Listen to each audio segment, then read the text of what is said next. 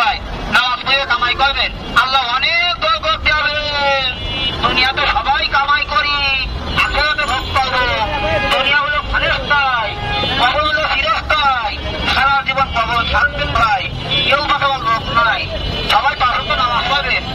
কিয়ামতের আলামত শুরু হয়ে গেছে।